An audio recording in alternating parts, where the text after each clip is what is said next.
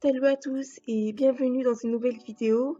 Alors aujourd'hui, j'aimerais vous partager mon point de vue sur le harcèlement sur les youtubeuses beauté. Alors je ne sais pas si vous avez regardé la dernière vidéo de Sananas, mais je vous invite vraiment à le faire parce qu'elle nous raconte un peu le harcèlement qu'elle a subi il y a 2 ans, je crois, où des filles avaient créé des comptes Instagram pour l'insulter, insulter sa famille, la menacer de mort, appeler les marques pour la rabaisser, etc. Enfin bref, c'était vraiment du grand harcèlement. Pour être honnête avec vous, j'étais au courant de l'existence de ces comptes-là. Alors, petit disclaimer avant de continuer la vidéo, sachez que je ne cautionne absolument pas le harcèlement, ni de près ni de loin.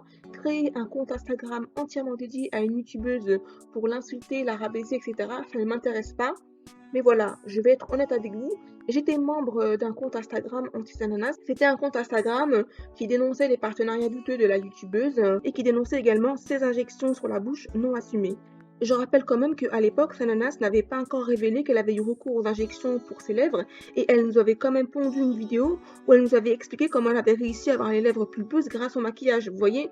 Donc c'était une belle hypocrisie de sa part et c'est ce que dénonçait justement ce compte-là. C'est quand même elle qui a laissé planer le doute sur ses lèvres, hein. Elle aurait été claire dès le départ, il n'y aurait jamais eu autant de polémiques sur sa bouche. Et là, moi où je veux en venir, c'est qu'à l'époque, c'était quand même légitime de se poser la question. On a le droit de remettre en cause certaines astuces et conseils donnés par les youtubeuses, voilà. Tant que ça reste respectueux, où est le problème? Alors oui, c'est vrai, il y en a qui en ont profité pour faire des avant-après sur ses lèvres en l'insultant. Ça, je vous l'accorde, c'est pas du tout sympa, c'est de la méchanceté et de la haine gratuite. Mais je me souviens également de toutes ces personnes bienveillantes qui lui ont posé la question de manière polie et respectueuse. Alors Sananas accuse toutes les personnes, dont moi, qui étaient présents sur ce genre de compte, de ne pas avoir dénoncé le harcèlement qu'elle subissait et de n'avoir été là que pour regarder les commentaires et les publications. Sans chercher à me dédouaner de toute responsabilité, je n'étais pas présent sur les comptes où il y avait de la violence gratuite. Je me suis même désabonnée d'un compte parce que justement c'était trop méchant. Et puis moi, je ne m'attardais pas du tout aux commentaires qui parfois étaient assez virulents. Moi, j'étais juste là pour regarder les publications de ce compte. Alors, à toutes celles et ceux qui vont me dire que c'est à cause de personnes comme moi que ce genre de compte continue d'exister, eh bien, je tenais à vous dire que vous avez raison. C'est vrai qu'à l'époque, je n'avais pas vraiment pris conscience de l'ampleur des dégâts que pouvait avoir ce genre de compte. Pour moi, c'était juste un compte de dénonciation, rien de plus, rien de méchant. Alors, je n'étais pas au courant de ce qui se passait dans les autres comptes anti-Sananas. Je ne savais même pas qu'il y avait des personnes qui s'étaient permises d'appeler les marques pour embêter Sananas. En revanche, je savais qu'il y avait des personnes qui se permettaient de laisser des commentaires sous les comptes Instagram des marques. Par exemple, il y avait des marques comme Jamie Maybelline ou L'Oréal Paris qui collaboraient avec Sananas et qui partageaient parfois des photos de Sananas sur leur compte.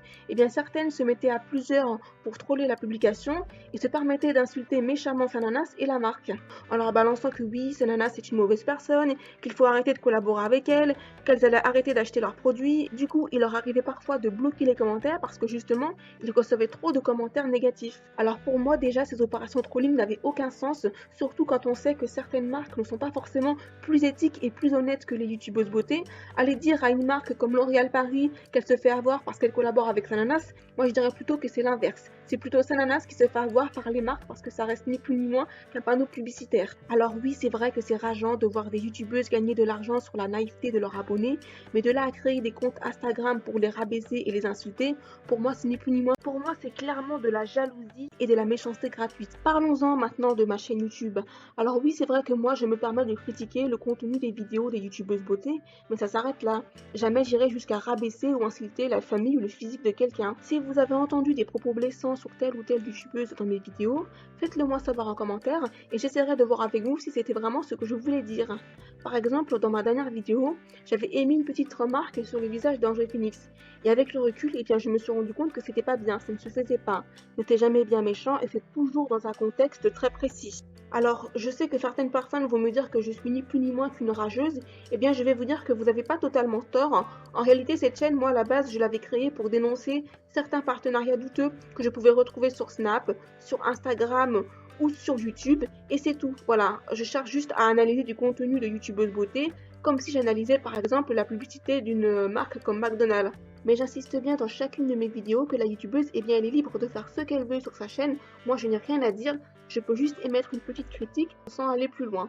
Bref, cette vidéo touche à sa fin. J'espère qu'elle vous aura plu. N'hésitez pas à me laisser un petit commentaire pour me donner votre avis.